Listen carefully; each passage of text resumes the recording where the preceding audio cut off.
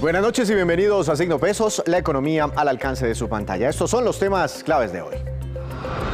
Golpe a los créditos bancarios. Este jueves el Banco de la República aprobaría una fuerte alza en las tasas de interés de referencia. Los expertos esperan un incremento de hasta 150 puntos básicos. Analizaremos las implicaciones con Alejandro Reyes, economista principal del BBVA Research para Colombia.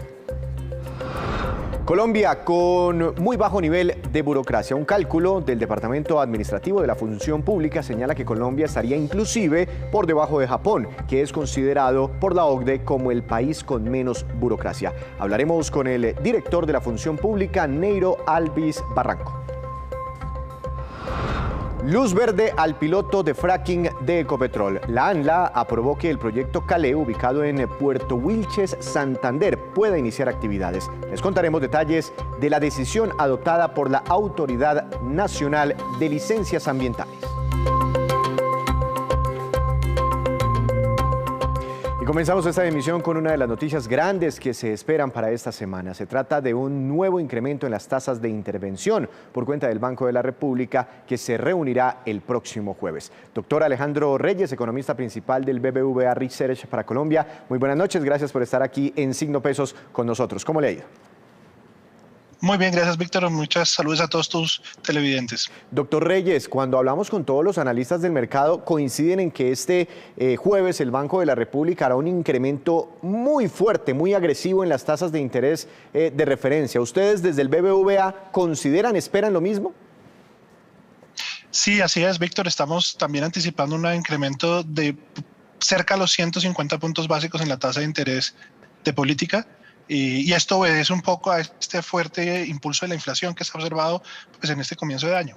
Claro, pero digamos, siempre que el Banco de la República sube las tasas de interés, nos explican ustedes que es para contener la inflación, pero generalmente vemos incrementos de 25 puntos, de 50 puntos. Bueno, ya el Banco de la República últimamente ha hecho incrementos de 100 puntos básicos, pero 150 puntos básicos, ¿por qué llegar a ese nivel? Bien, Víctor, yo creo que se desprende de dos temas. El primero, pues veníamos de unas tasas de interés que eran atípicamente bajas por la pandemia, entonces pues toca llevarla a niveles más normales un poco más rápido. Y lo segundo tiene que ver con la subida de la inflación. Usualmente la inflación sí sube unos cuantos puntos básicos, pero en lo que vamos del año nomás ya hemos subido casi 2,4, casi 5 puntos porcentuales la inflación. Entiendo. El presidente Iván Duque no ha sido partidario de estos incrementos tan agresivos. ¿Será que el Banco de la República escucha estos clamores y no por lo que puedan leer del presidente a través de la prensa o que escuchen sus declaraciones, sino teniendo en cuenta que su ministro de Hacienda, que hace parte del gobierno, está sentado ahí en la Junta del Banco de la República? Sin lugar a dudas, Víctor, el Banco de la República es una institución que siempre ha tenido los oídos abiertos. Es más, en su día a día se reúnen con empresarios, con académicos, para estar dándole el sentimiento y entendiendo cómo va la economía y cómo va la inflación. Y seguramente una de las voces calificadas también es el presidente y obviamente el ministro de Hacienda. Entonces lo escucharán, pero ponderarán esos mensajes también con las necesidades de atajar lo que puede ser una inflación al alza muy fuerte a futuro que le harían también mucho daño no solo a los empresarios, sino también a los hogares colombianos. Entiendo. La Reserva Federal de los Estados Unidos hace poco hizo un primer incremento en tasas de interés después de tenerlas históricamente en niveles históricamente bajos, pero fue de 25 puntos básicos. Y muchos de ustedes dicen, pues no nos comparemos peras con manzanas porque no hay que compararnos con bancos centrales tan sofisticados, pero sí comparémonos con bancos centrales de la región, países más parecidos a Colombia. ¿Ellos qué están haciendo? ¿También están subiendo tasas en esa magnitud? Sí, así es, Víctor. En realidad, pues empezaron un poquito más temprano que Colombia. Colombia, dentro de la región, fue sui generis en el comportamiento de su inflación. Aquí empezamos a observar subidas de la inflación a lo largo del año pasado, pero en realidad se sintieron muy tarde en el año, en 2021 y particularmente en 2022. Nuestros vecinos ya la venían observando tiempo atrás y por eso habían reaccionado quizás un poco más temprano. También, por primera vez en mucho rato, Chile subía también cerca de 125 puntos básicos su tasa de interés. México ha hecho también incrementos de su tasa de interés. Y de pronto el líder en toda esta historia ha sido Brasil, porque allí la inflación ya está a doble dígito. Y eso hace que pues, se preocupe mucho más la autoridad monetaria. Entonces ha sido tema generalizado en la región y ha sido De pronto uno desearía que no fuera tan rápido o tan fuerte, pero ha sido necesario para anclar las expectativas de inflación y evitar espirales que ya se salgan de control. Con esto, el Banco de la República quisiera frenar la demanda, es decir, que los colombianos no compremos tantas cosas vía crédito. Yo creo que el objetivo es de dos líneas, Víctor. El primero es enviar una señal de que el objetivo del Banco Central es mantener la inflación controlada y pues eso lo debe incorporar el agente en la formación de precios, es decir, que empieza a valorar esa idea hacia adelante para pues moderar un poco ese escenario. Y lo segundo, como bien lo mencionas, es también darle por lo menos a los hogares y a las empresas la necesidad de pensar cuáles de los proyectos que quieren realizar o cuáles de los gastos que quieren hacer son más necesarios y cuáles son menos necesarios para también bajarle un poco la temperatura a la economía.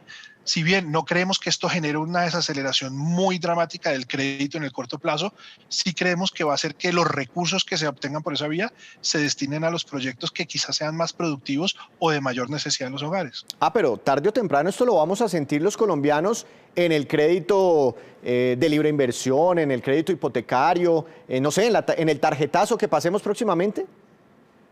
Seguramente sí, lo vamos a sentir. Los modelos lo muestran que en unos 3 meses a 6 meses se sienten con fuerza esas subidas de tasas de interés. Sin embargo, también hay que tener en cuenta que de pronto los hogares están realizando gastos que están por encima de sus capacidades en ingresos en la actualidad. El nivel de desempleo o la creación de empleos no ha sido tan robusta y tan alta para justificar ese crecimiento tan grande que hemos tenido en el consumo de los hogares, y quizás sea prudente también que esta señal que está enviando el Banco República con subida de tasas se traduzca en en pensar mucho mejor en qué debemos hacer los gastos de los hogares.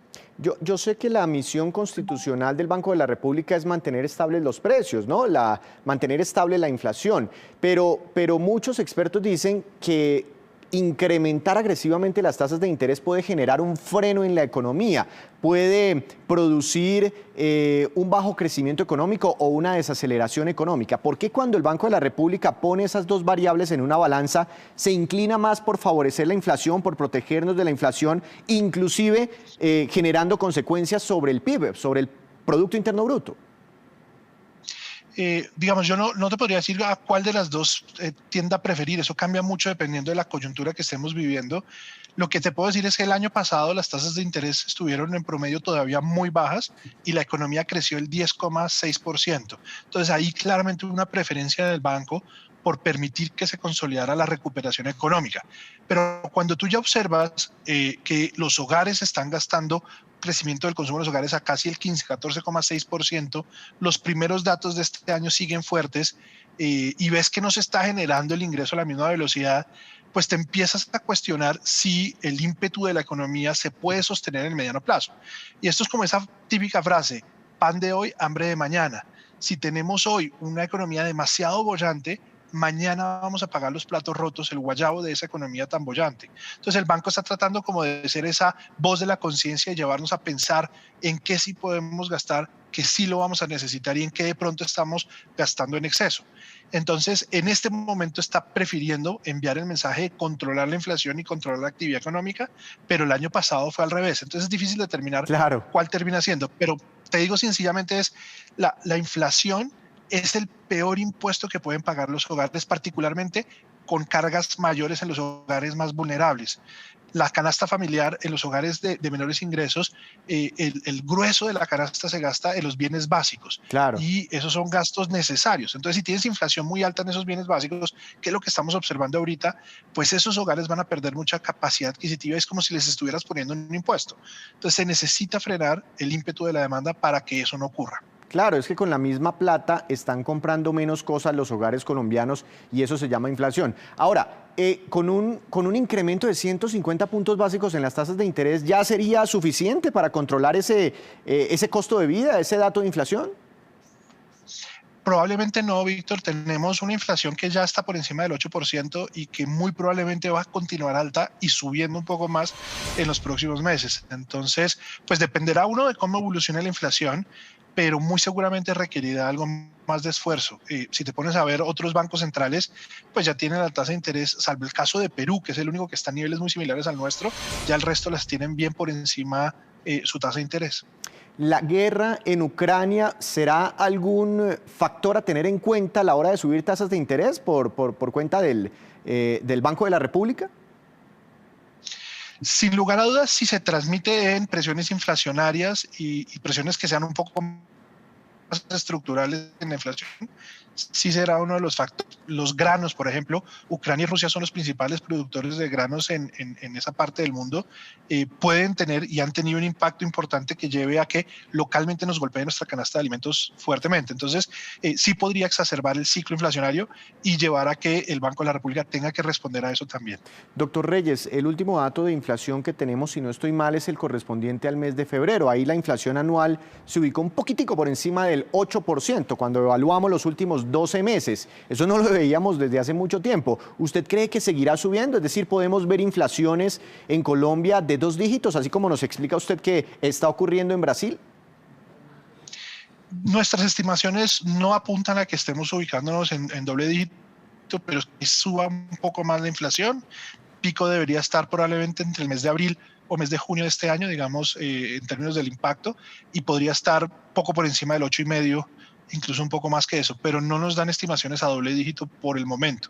Obviamente dependerá de cómo se siga comportando el tipo de cambio que hasta ahora se ha comportado medianamente tranquilo en lo que vamos de este año, y segundo, cómo estos choques globales en los precios de los alimentos especialmente terminen transmitiéndose a la economía colombiana. Claro, es que el dólar este año, o el peso colombiano mejor, se ha fortalecido frente al dólar en lo que vamos de este 2022. Doctor Reyes, pues estaremos entonces muy pendientes. Cualquier cosa le pegamos otra llamada para analizar las decisiones del Banco de la República. Muchas gracias por su tiempo. Lo mismo, Víctor, y con gusto. Decisiones que tomará el Banco de la República el próximo jueves. Hacemos una breve pausa, pero cuando regresemos, espere que Juan Fernández nos trae datos muy interesantes sobre la competencia por el mercado de las camisetas de los equipos profesionales de fútbol aquí en el país. Ya regresamos. Regresamos, volvemos a Signo Pesos. Un debate que surge cada cierto tiempo, especialmente en épocas electorales, es el del tamaño de la burocracia en el país. Para muchas personas, el Estado debe recortar su nómina, pues se percibe que hay demasiados trabajadores estatales. Para analizar el tema, quiero saludar al doctor Neiro José Alvis Barranco, director del Departamento Administrativo de la Función Pública. Doctor Neiro, buenas noches, bienvenido a Signo Pesos. ¿Cómo le ha ido? Hombre, Víctor, un saludo muy cordial a ti y a toda la amable audiencia de Signo Pesos. ¿Qué podemos entender por burocracia en Colombia? ¿Qué tipo de cargos clasifican dentro de la burocracia? Bueno, en la introducción que tú hiciste, Víctor, tocaste un tema sumamente interesante, que es que se coge de moda por ciertos tiempos hablar de la estructura del Estado y se refieren a ella en forma muy abstracta y se lanzan expresiones como que tenemos que acabar un sector de la estructura del Estado porque tenemos un Estado agigantado y que tenemos una burocracia excesivamente grande. Cuando hablamos aquí de burocracia, entendémoslo como aquellos servidores que están a disposición de las diferentes entidades del Estado para prestar un servicio al ciudadano con una tendencia que sea eficiente, eficaz y de muy buen talante. Nosotros aquí en el Departamento Administrativo nos pusimos a la tarea de hacer un análisis estadístico y juicioso de la estructura nuestra comparativamente con los estados latinoamericanos y viéndolo con ciertos análisis estadísticos que ha hecho la OCDE a nivel de otros países por fuera de Latinoamérica. Y nos encontramos con unos aspectos que consideramos sumamente interesantes, que dejan claro, quedan nítidos y en forma transparente que la estructura del Estado colombiano no es tan grande como lo plantean, no tiene la dimensión que se señala, no es tan excesivamente grande como algunas personas lo están sindicando, y que por el contrario, a nivel de Latinoamérica, si consideramos el tamaño de nuestra burocracia, de nuestros servidores, comparativamente con el número de empleo, que es el análisis que hace la OCDE, encontramos que la estructura burocrática de Colombia es la más pequeña de Latinoamérica. Y si la comparamos con otros países de la OCDE, a nivel internacional encontramos que si lo comparamos con Noruega, Suecia, Dinamarca, Islandia, Finlandia, Estonia, con Alemania, seguimos siendo el estado de estructura burocrática mucho más pequeño. Pero ¿cómo se obtiene ese indicador para poderlo comparar? Ustedes miden número de empleados públicos, por decirlo así, ¿frente a qué? ¿Frente a qué lo miden para obtener como ese comparativo internacional? Víctor, este análisis no lo hemos hecho nosotros aquí dentro de la función pública. Este análisis lo hizo la OCDE. En el año 2018 hizo este análisis comparativamente de Colombia con todo frente a los países de Latinoamérica y ven el número de empleos del sector público comparativamente comparado con el porcentaje de empleo total de cada estado. Entonces ven el sector público frente al porcentaje total de empleo de esos estados y encontramos que, por ejemplo, a nivel de Latinoamérica, el porcentaje es de casi 26% de Trinidad y Tobago, Barbados de 23.6%, Argentina de 17.2%, República Dominicana 14.8%, para decir algunos, Paraguay de 9.2% y Colombia tiene un porcentaje en este análisis estadístico que hizo la OCDE de 3.7%. Entonces, ¿qué nos está diciendo la OCDE? Que esa tesis que se plantea, que tenemos un Estado agigantado, una burocracia excesiva, las estadísticas y este estudio serio que hizo la OCDE está desmintiendo y está desmitificando esa aseveración.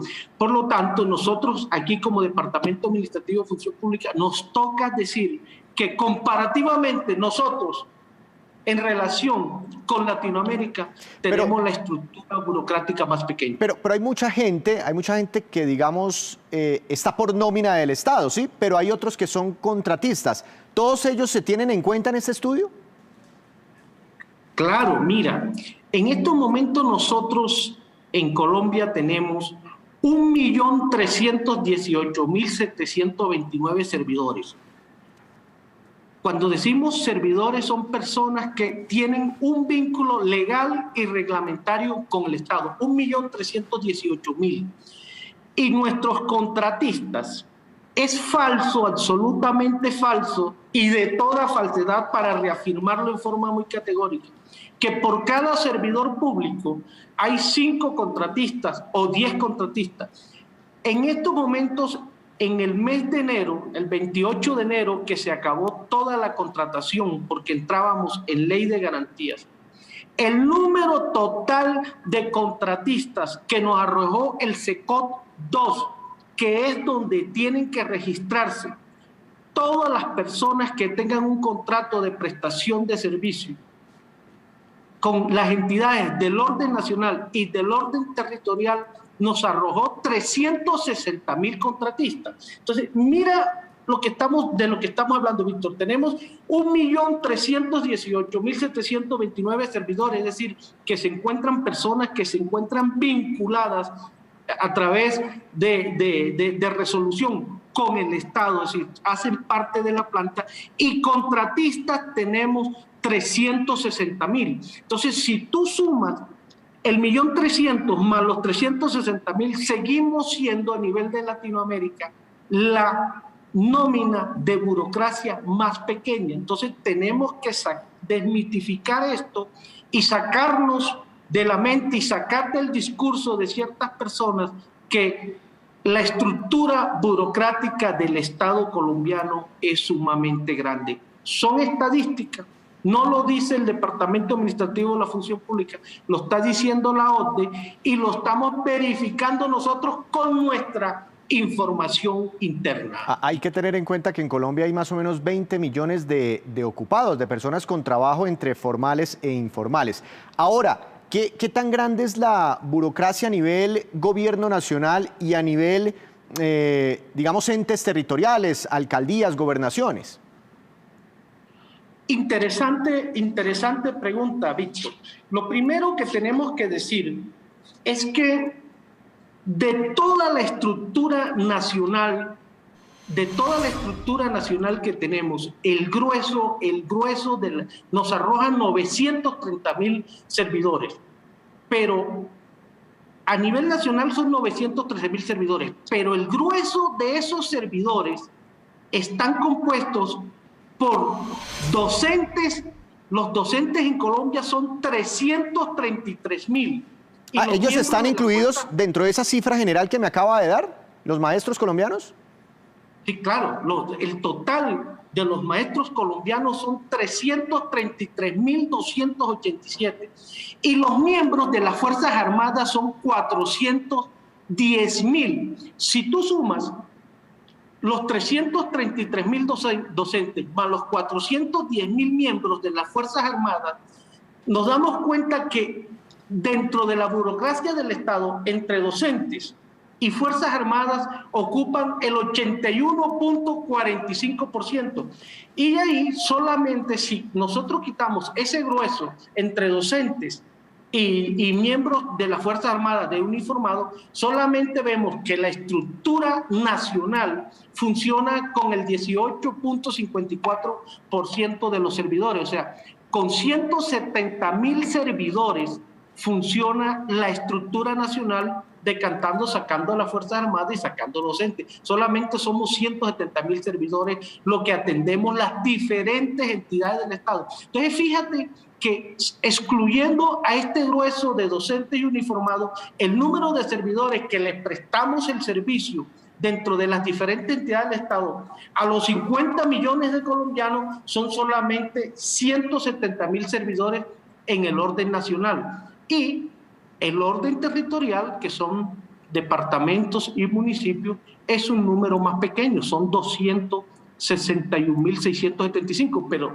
comparado al orden territorial, los 261.000 en comparación con nosotros los servidores del orden nacional son mucho más que nosotros, que somos 170.000 servidores. Obviamente, decantando y filtrando que no están ahí las Fuerzas Armadas y los docentes, pero llama la atención que el número de docentes en Colombia es un número grueso. Después de las Fuerzas Armadas, es el gran número de servidores que nosotros tenemos, que son 333.000 servidores. Pues doctor Alvis, muchas gracias por compartirnos estas cifras. Siempre interesante pues dar los debates con datos. Muchas gracias por estos minutos para Signo Pesos y que tenga usted una feliz noche. Hombre, Víctor, muy amable por habernos invitado. Aquí estamos prestos, estamos sacando otras estadísticas y vamos a tener comunión permanente con ustedes para estar filtrando esta información, porque es muy bueno que la ciudadanía sepa todo lo que corresponde a la estructura del Estado y a sus servidores. Mil y mil gracias. Muchas gracias a usted. Estas son las cifras entonces de la burocracia en Colombia. Hacemos otra breve pausa, pero ya les contaremos cómo va la llegada de remesas en lo corrido de este año hacia Colombia. Ya volvemos.